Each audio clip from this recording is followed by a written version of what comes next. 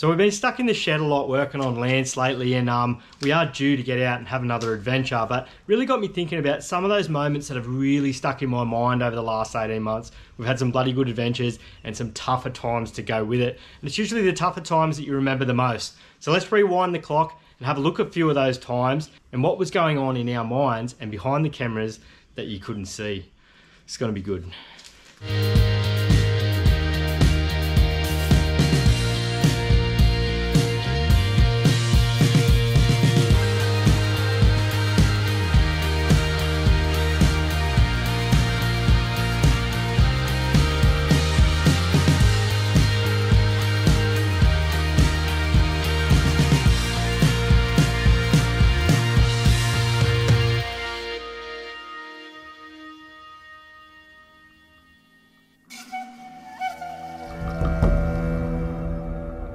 Well, let's kick it off with quite a painful one, and this is a real bucket list thing for any keen fisher, and I'm really not that mad fisher, but even for me this was pretty special to be able to be in Arnhem Land in a remote place and be fishing for a barramundi, let alone catch one, and we were just blown away. Like, we literally casted about 5 times, and I couldn't believe it. We hooked up and everyone just went crazy. It was just meant to be that day.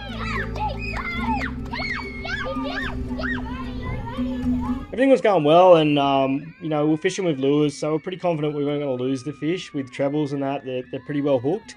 What I didn't expect was to hook myself. In the excitement, as soon as I reeled it in, I went to stick my thumb in its mouth to pick it up. Of course, it's kicked. It's drove one of the trebles in my hand. I'm like, oh, that's not real good.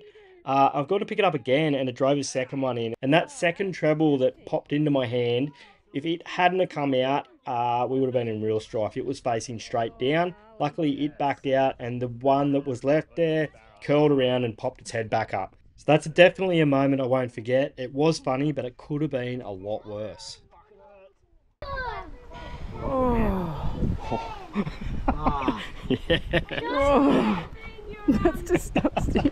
I don't even know.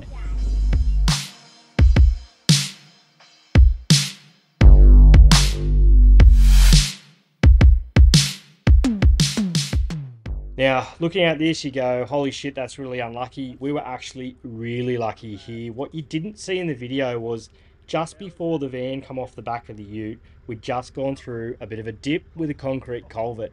Now, if the van had come off just before that dip, the front nose of the van and the hitch would have drove straight into a square-edged culvert, and I reckon that could have nearly ended our trip right there. Considering we're only a month into a 4 to 5 long month trip, it would have been devastating.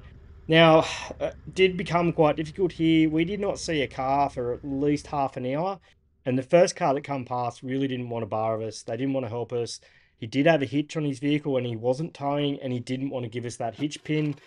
By about the 3rd or 4th car, and that took about 2 hours, we finally got a pin. I got it all back together, and we had not damaged anything. I could not believe it. We were that lucky, I tell you.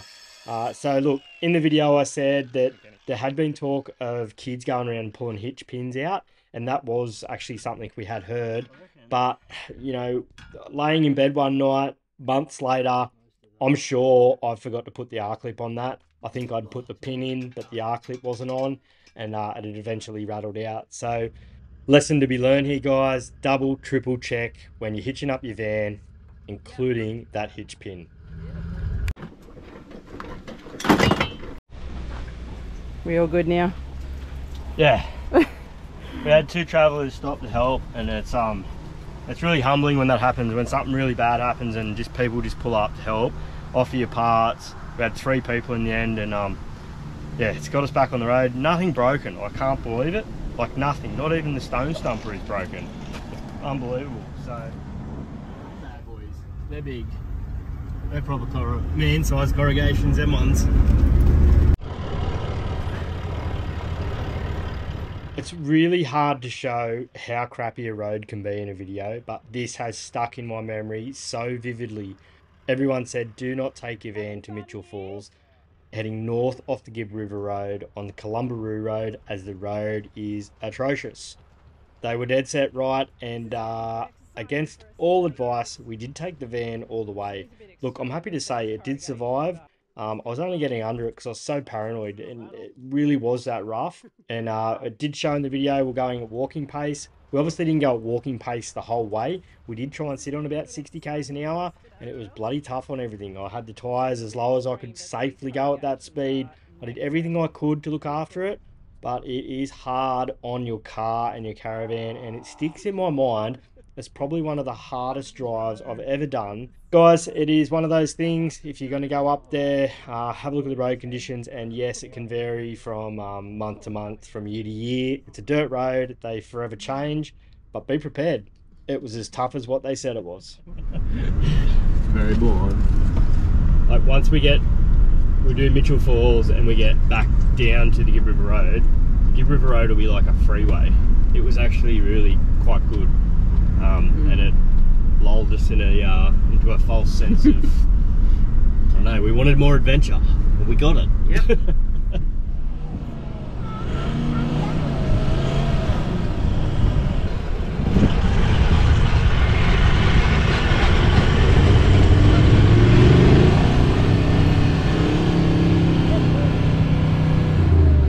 Oh no. We were just north of Broome, up on the Dampier Peninsula. It had been a long day just to get to this point. I asked a local for a bit of advice, and he did give us it's a good spot. It's awesome, but it's bloody soft too in spots. So. And then I went and got us really badly bogged. Look, it was really hard on the car getting out of this. I was being very cautious, as you know, we're pretty remote here. We're really lucky that there were some other guys there to help, and had an extra set of max tracks. Rookie error, 2 max tracks is not enough when you're towing. And where I was trying to take that much weight was just never going to happen. I really buggered up my judgment here. Look, what we sort of struggled to film was the fact that this went into the night to get this out of this situation and back onto solid ground. It got to that point where, right, we just need to get out of this, put the cameras down. Megs was looking after the kids, and it really turned into pretty well dinner time. And the guys that helped me, we sort of drank the fridge dry that night, and we really did end up with some good friends out of that we still stay in contact with. So even the bad times can have a happy ending, and yeah, that was one I won't forget.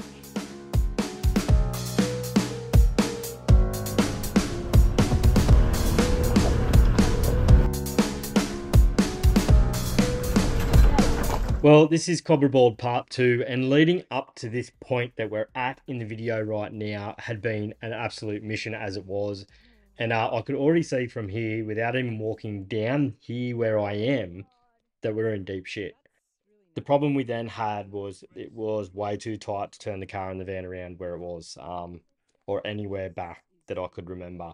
I genuinely was like, holy shit, how am I going to get myself out of this? It wasn't dangerous in the fact that if I didn't take a silly risk, I knew we'd be fine. And if we had to, we could have slept on the side of the track. But it wasn't going to be enjoyable for everyone if we were to sleep there that night. So if you could sense a bit of a worried look on my face, it's because I genuinely was worried. And we didn't go into this blindly. I had done research on this track. I'd driven it 2 months before. But as you know, things change. It had been very windy, and there were plenty more trees down. We did find out after the fact that if we had got past this obstacle, there was more obstacles to come. So we made the right choice, and we turned the whole show around. What a mission. I was looking for a fun track, Not this. not into the dark track. Definitely having a beer today.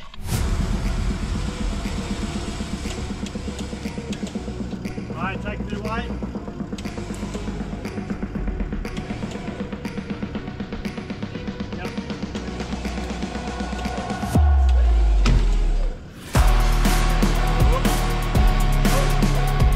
Go off a touch, out, yep, out.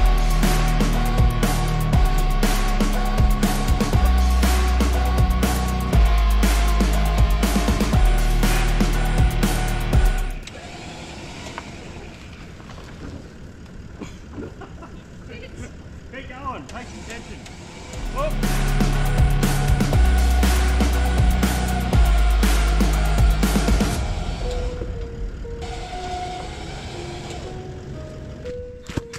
Step 1, Sweet.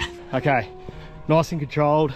There really isn't a lot of pressure on that winch. It was just a matter of making sure it didn't roll off downhill when we turned it down the track, because it ducks away into the bush there pretty well. Well done, Mum. Righto, let's get rid of this winch and start packing up and get this van back on. Yep, let's do it. Good job. Well done. Could be pissing down rain. Then I'll be really like, holy shit, we need to get out of here. Oh my God. Oh dear. I just got a little bit emotional then, because it's very stressful, and I'm very happy that Adam knows what he's doing, but it's dangerous and anything can happen, and definitely do not try this, you know, at home. I can't even speak because I'm just... Well, our motto is actually, you only live once, get out there and have a go, so you can't say that. Yeah. You never know until you try. I wouldn't have come up this track if I hadn't known that. I know. Honestly. Yeah. I thought we did know the track, but we were wrong. These things happen. Well, there you have it, guys. That's 5 of the tougher moments that are stuck in my mind over the last 18 months. I really did enjoy reliving some of those moments, and I wish I was back there, to be honest. Don't worry, there's plenty more adventures to come, and I will manage to get myself into a few more predicaments, no doubt. Don't forget, guys, you only live once. Get out there and enjoy it. Even the tough times, they're the ones you remember the most. See you next time.